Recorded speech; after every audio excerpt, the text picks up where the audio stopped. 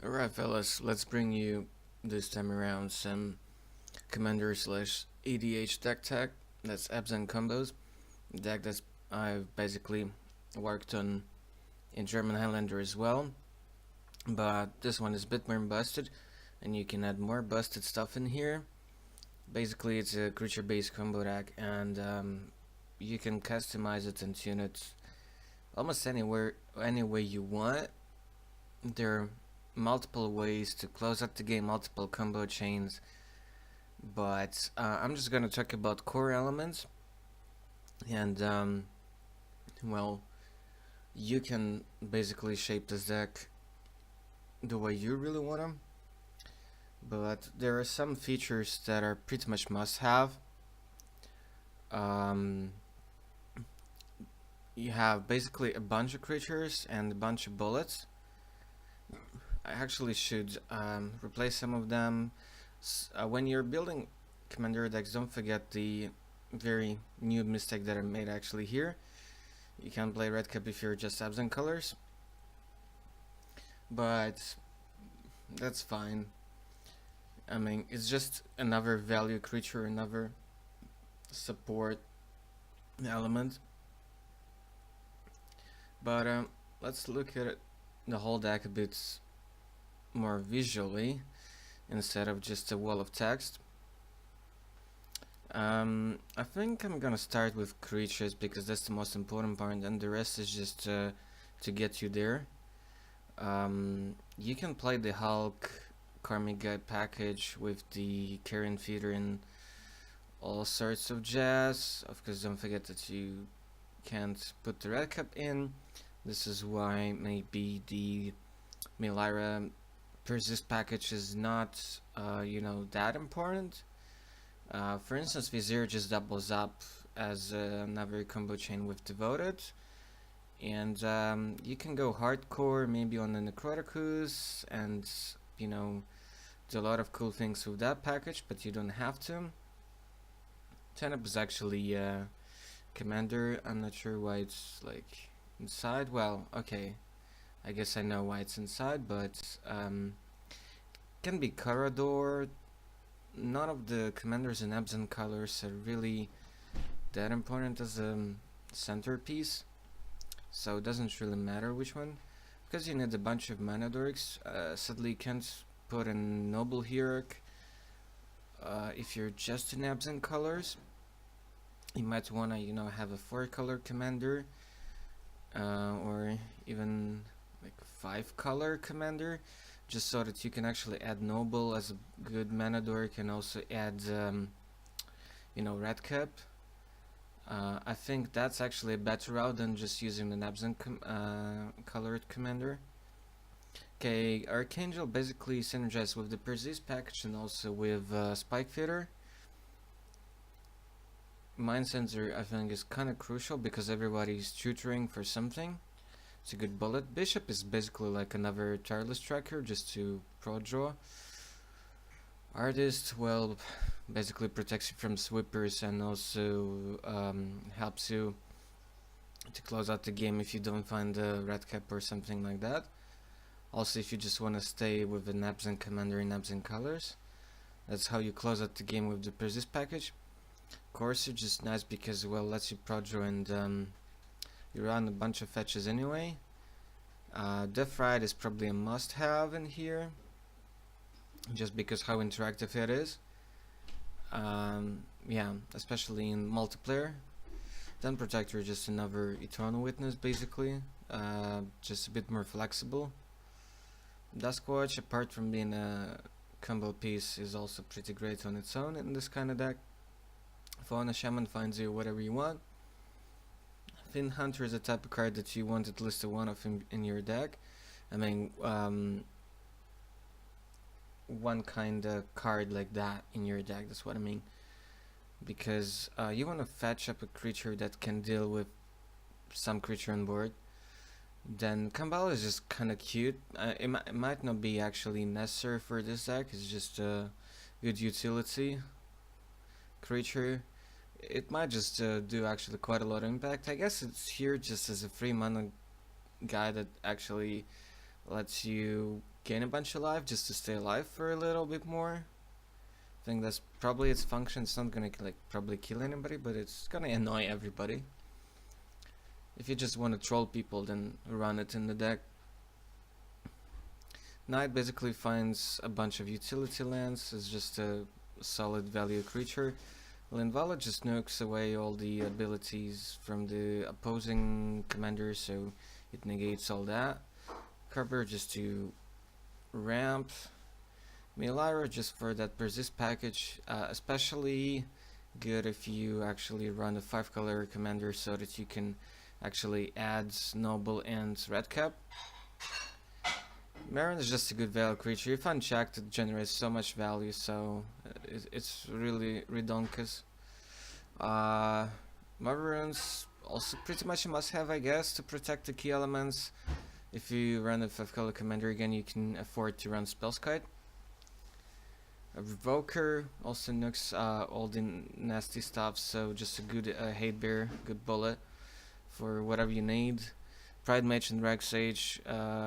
You can complement those and add more artifacts, legend, enchantment, destruction creatures. Doesn't have to be just those two, but those two are pretty much the must-haves. But you can add more if you feel like with your environment that's gonna pay back. Close Pack is just as the combo piece with the Devoted. Recruiter just finds whatever you want. Whatever you're missing, Lark brings everything back. You might even run Karmic Guide just without Hulk package. Ooze just does everything. Tracker necessary with all the fetches just to be able to not run out of gas. Cutthroat is pretty good. Either way you look at it, it's definitely way less powerful than Blood Artist. So there's a chance that if you, let's say, want to run a bunch of interactive bullets, you might cut it and just keep the Blood Artist. So among those two, Blood Artist is definitely better because it triggers on any creature, not just the ones you control.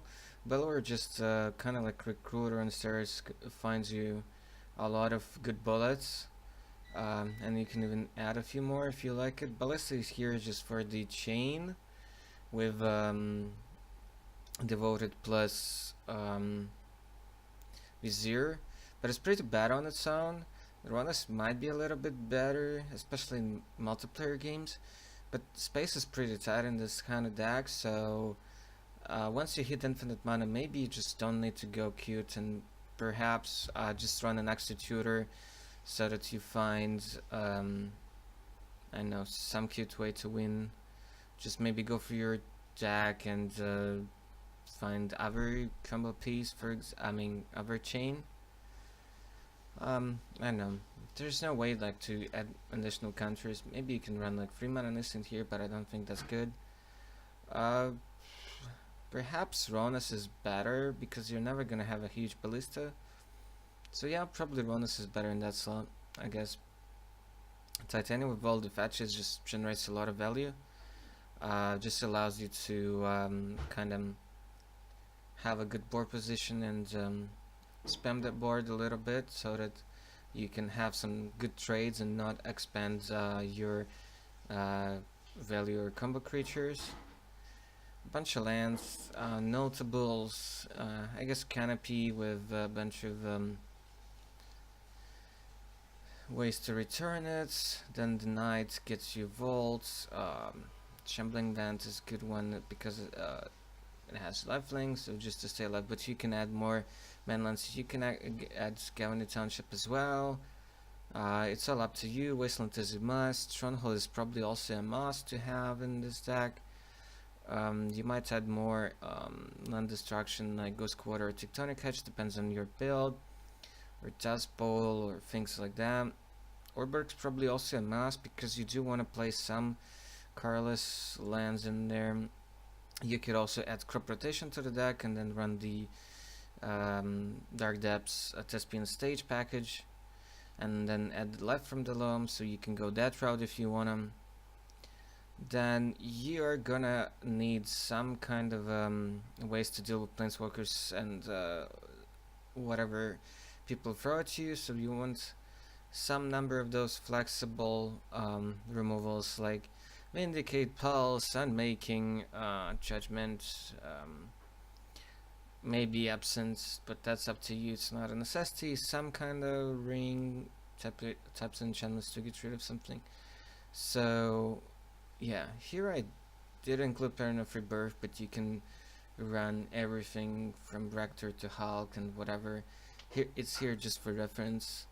It's not particularly like amazing in this build.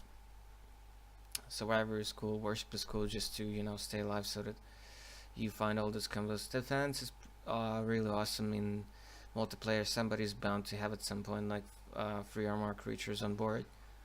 And then you have a bunch of tutors. You might want to add more, and a bunch of ways to, you know, draw cards and stuff and loot. You might add more planeswalkers, not just Kaya. Some other planeswalkers might be fit for the deck, but I think if you want to add some, Kaya is probably your first choice, and then everything else. I just like the value she generates and how she really works on everybody pretty well. Just every ability actually does something. Pod is obvious. Bester is actually pretty good. I find it particularly backbreaking when games go really long. Skunk Lamp is a must-have. I would say Copter is almost a must-have. You can add more mana acceleration, not just Soul Ring, but Mana Crypt and all those cheaty old mana stones, basically. From tutors, you probably want Vamp Tutor, Demonic, Enlightened, Call, probably Zenith, maybe Summoner's Pact, it depends. I think you can't play Nature's Order. Wordly is actually quite alright, especially in multiplayer games, because that card has advantage doesn't really that matters all that much when you get something ridiculous. Because of survival you can tune your deck quite a bit too, especially if you run a 5 commander that you can afford to run Squee and kind of go not bananas with survival, then you can add Dredged Wine and so forth. So the deck is really customizable. I'm just talking about like key features and key elements, not really tying up to particular card choices, so a lot of it is up to you. But I think now you should have a pretty good idea about what you can do within this archetype, and the answer is quite a lot in short. So yeah, thanks guys, until the next sale, goodbye folks.